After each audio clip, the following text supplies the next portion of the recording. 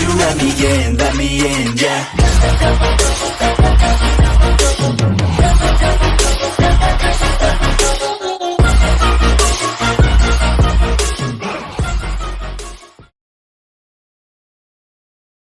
Goku और हुइस अब मिराज को भेज देते हैं किंग कोल्ड के ऊपर नजर रखने के लिए।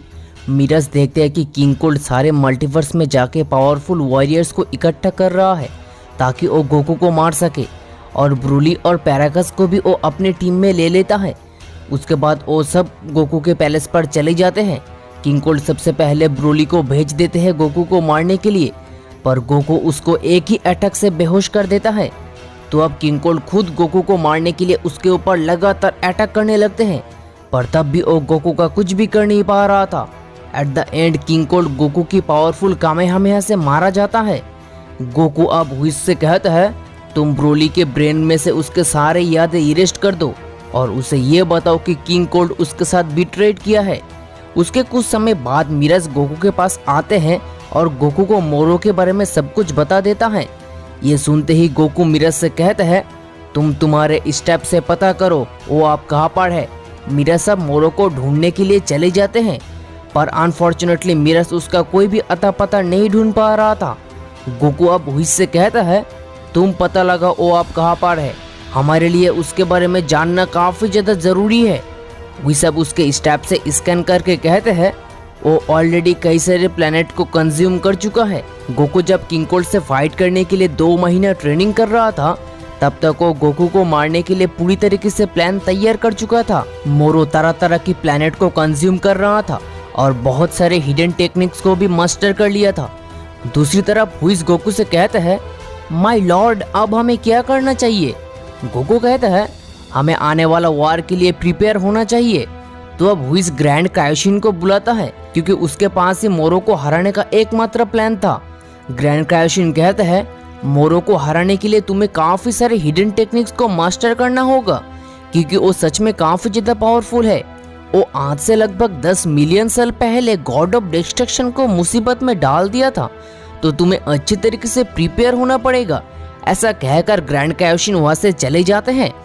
दूसरी तरफ मोरो ऑलरेडी कई सारे प्लैनेट को कंज्यूम कर चुका था, बस एक ही प्लैनेट को छोड़ दिया था जो कि था प्लैनेट नमेक।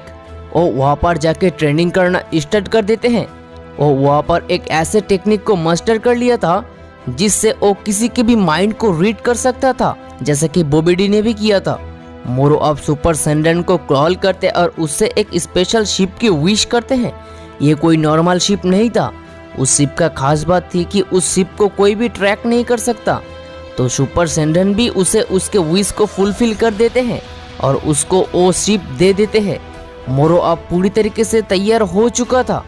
दूसरी तरफ गोकू भी काफी ज्यादा हार्ड ट्रेनिंग करने के बाद पहले से काफी ज्यादा पावरफुल बन चुका था।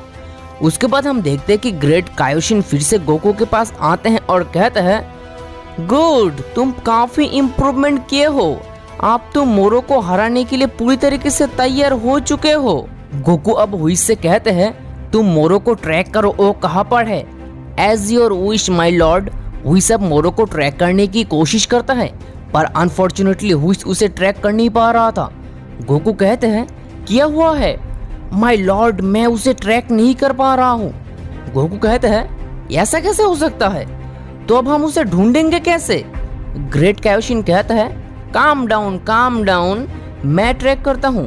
ग्रेट कायोशिन अब मोरो को ट्रैक करता है और सक्सेसफुली ट्रैक कर भी लेते हैं। उसके बाद गोकू और हुइस दोनों ही मोरो के पास चले जाते हैं। मोरो अब कहता है, वेलकम, कैसे हो हुइस, पर मुझे ये समझ नहीं आ रहा है आखिर तुम लोग मुझे ढूंढ कैसे लिए। गोकू बिना वक्त गवाए मोरो के ऊपर अटैक करने लगते हैं, पर मोरो उसे बहुत ही आसानी से डॉज कर ले रहा था। गोकू अब फिर से और भी स्ट्रॉन्ग अटैक करने लगते हैं, पर तब भी वो बिना किसी परेशानी के गोकू के सारे अटैक को रोक ले रहा था। ये देखकर गोकू अब काफी ज्यादा शॉक्ड हो जाते हैं और अपने पावर को इंक्रीज करने की कोशिश करता है, पर मोरो गोकू के माइंड को पहले ही रीड कर पा रहा था। दैट्स वाई वो गोकू के पावर को इंक्रीज करने से पहले ही उसे इरेस्ट कर दे रहा था। गोकू अब काफी ज्यादा गुस्सा हो जाता है और उसे लगातार अटैक के ऊपर अटैक करता जा रहा था।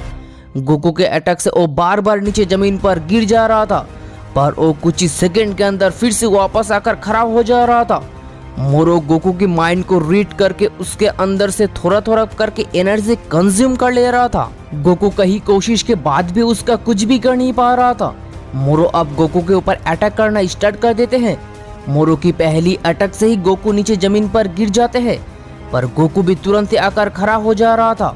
मोरो उसे फिर से एक पावरफुल अटैक कर देते हैं, जिससे गोकू काफी दूर जाकर गिर जाते हैं। मोरो गोकू की काफी सारी एनर्जी को कंज्यूम कर चुका था।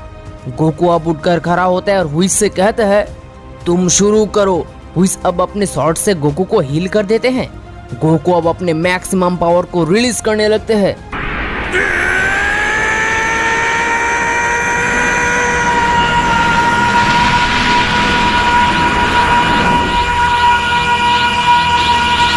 गोकू अब परफेक्ट अल्ट्रा इंस्टिंक्ट में ट्रांसफॉर्म हो जाते हैं और अटैक करना स्टार्ट कर देते हैं। गोकू की पहली अटैक को मोरो किसी तरह से डॉज कर लेते हैं, पर दूसरी अटैक को वो डॉज कर नहीं पाते हैं और काफी दूर जाकर गिर जाते हैं। पर तब भी वो वापस आ जा रहा था। गोकू मोरो की मायाजाल को समझ नहीं पा रहा था। गोकू काफी कोशिश के बाद भी उसका कुछ भी कर नहीं पा रहा था। एट द एंड गोकू अब काफी ज्यादा गुस्सा हो जाते हैं और कहते हैं, बहुत हो चुका है, अब तुम्हें मरना होगा। ऐसा कहकर गोकू हुइस को जी शॉट देने को कहते हैं। हुइस भी उसे जी शॉट दे देते हैं। गोकू अब जी शॉट से मोरो को अटैक करते हैं। वो अब गोकू की पहली अटैक से काफी ज्यादा घायल हो जाते हैं। गोकू जी शॉट से मोरो की चेस्ट पर वार करता है और मोरो को फिर से एक स्पेशल टाइम चेम्बर में लॉक कर देते हैं। उसके बाद हम देखते हैं कि गोकू और हुइस अपने प्लेनेट पर वापस चले जाते हैं। गोकू अब हुइस और ग्रेट कायोशिन को शुक्रिया अदा करते हैं। गोकू कहते हैं, फाइनली मोरो का अंत हो चुका है। वो अब वहाँ से कभी भी बाहर नहीं आ पाएगा, क्योंकि उसको यहाँ से बाहर निकलने के लिए इतना ज्यादा पावर चाहिए होगा जो कि ऑलमोस्ट इम्पॉसिबल है। ग्रेट कायोशिन अब गोकू को यूनिवर्स को किस तरह से और भी इम्प्रूवमेंट किया जा सकता है वो सब के बारे में बताने लगते हैं। तो अब ग्रेट कायोशिन वहाँ से चले जाते हैं। एट दैट मोमेंट मिराज ब्रोली को लेकर गोकू के पास आते हैं, जो कि अभी भी गोकू के पावरफुल अटैक से बेहोश था। गोकू अब हुइस से कहता है, हुइस तुम उसको उठाओ और अच्छे से ट्रेनिंग करवाओ, उसमें काफी ज्यादा पोटेंशियल है, इन फ्यूचर वो हमारे काफी ज्यादा काम आ सकता है। हुइस अब एक स्पेशल टाइम चेम्बर क्रिएट करता है और ब्रोली को लेकर चले जाते हैं। मीनवाइल चंपा और बादोस फिर से ड्रैगन बॉल को सर्च करने लगते हैं, क्योंकि चंपा उसके भाई बीरस का मौत का बदला लेना चाहता था, पर वो अकेला कुछ भी कर नहीं पा रहा था। क्या चंपा और बादोस ड्रैगन बॉल को ढूंढ पाएगा? अगर वो दोनों ड्रैगन बॉल को ढूंढ लेते हैं तो उसमें गोकू के ऊपर क्या इफेक्ट पड़ेगा वो हम नेक्स्ट एपिसोड में देखेंगे।